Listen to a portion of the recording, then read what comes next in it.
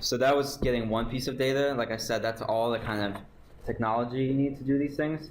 The next thing I'm going to do is start to loop through the data to get multiple pieces of information. So this data set contains only one piece of data about the total number, but it contains 50 posts, right? So to get information about each of those posts, I need to loop through the data somehow, right?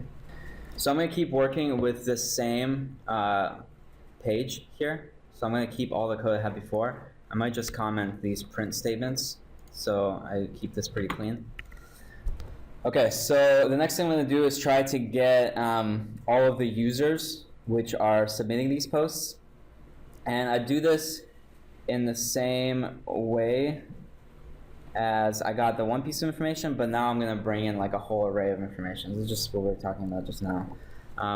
So the first thing I'm going to do is get all the posts. It's the same exact syntax as before. I have a variable that I'm going to store the posts in. And then I have my data structure. And here I'm going to dig into it. I'm going to ask it for a certain piece of data. But this time, instead of just asking for this one thing, I'm going to ask for something that has a lot of information stored in it. So if you go all the way up, there's the statuses entry. You can see statuses is a key, and there's a colon, and there's a square bracket. And in the square bracket is 49 objects. Okay? If you expand those 49 objects, each one of those is actually a whole post. And this is the way the tree structure works. Actually, everything is contained in statuses.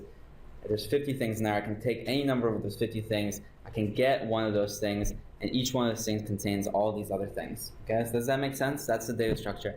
So the first thing I'm going to do is store all of the posts from this data set by just asking for this whole statuses array. Okay, so in these quotes, I'm going to put in statuses. Now, this post will contain all of those, the whole array. And remember, each item in the array is actually that whole big data set of all the information about the post. But this is already an array, so just to test that this works, I can try to print the length of this array. So len is a function that's built into Python. Whatever you put into the parentheses, if it's an array, it'll give you the length of that array. So I'll just run this. Okay, 49. So it's telling me there's 49 objects, so we're on the right track. But what are all those objects? Well, for instance, I can print one of them. So instead of printing the length, I can say posts, and then use a square bracket again to gain access into the array. But now it's just an array of objects, right? There's just a list of stuff in there, and I can just get pieces of information from there by specifying the index. So what I'm saying here is, give me the first thing out of that collection of 49 things. Remember, you always start with 0 when you're talking about indexes. Okay, so I'll print that, run it again.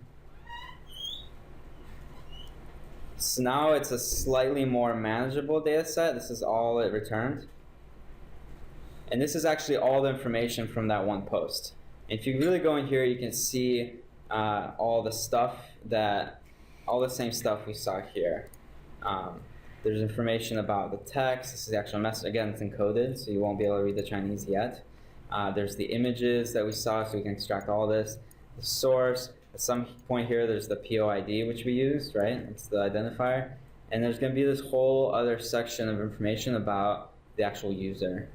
And that user information is actually embedded in this data about the post. Okay. So the next thing I'm going to do is I'm going to loop through all the posts and just extract the user information from that. So now what I'll have is 50 user IDs. Okay. So I'm going to take this whole huge mess of data, and I'm just going to use the loop in Python to extract from each one an ID of a person and just get the data I need. Okay. So now posts is an array of some length. So now I can iterate through it using a loop, just like we saw last week, right? That's super easy to do. We just set up a for loop, and we're just going to loop through this whole collection of posts. And this is a really intuitive way to do this. You just say for post. So I want to get one post. in the whole collection of posts. So for post, in posts, I'm going to do something with that post. And what I'm going to do is I'm going to find the user information in that post. So right now, this will go through all 49 posts. And when it's in this loop, it's going to set each time to a new one of these structures, right? So I can go back to this, and everything it's giving me back every time is here. And what I want is I want the user ID, for whatever reason. I'm going to store that. I'm going to use it later for something. So if I go in the structure, I see that this whole post is a dictionary. There's the curly braces. In that are a bunch of pieces of data talking about the post. One of those pieces of data is called user. So that's my first key into the data. That user data is a dictionary itself. Here's the curly brackets. It's all this stuff in here. And what I want is the ID. So I'm going to dig into this twice. I'm going to take the post. I'm going to first find the user chunk of data. And then in that user chunk of data, I'm going to find the ID of that user. So now I do this kind of ganged up square bracket notation. So what I'm going to have is a user ID that I'm going to store as a new variable.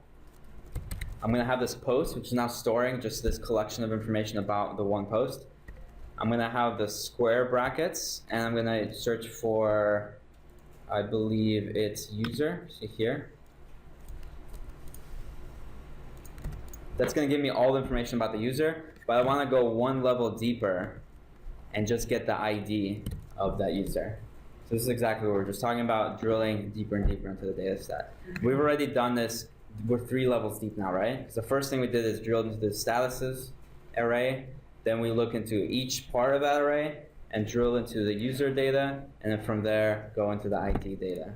Okay, so now if we print the UID, it should give us a list of all the users that are on that page. So 49, it should be 50. I don't know. Sometimes some of them error out, so you might get slightly less than 50 per time. Okay, let's try it. There it is. Right? That's a lot better. So now we have this ordered list of all the data we actually wanted, which is IDs. And you can use this to get anything from here. If you want to get the pictures, if you want to get their names, you can get all that stuff.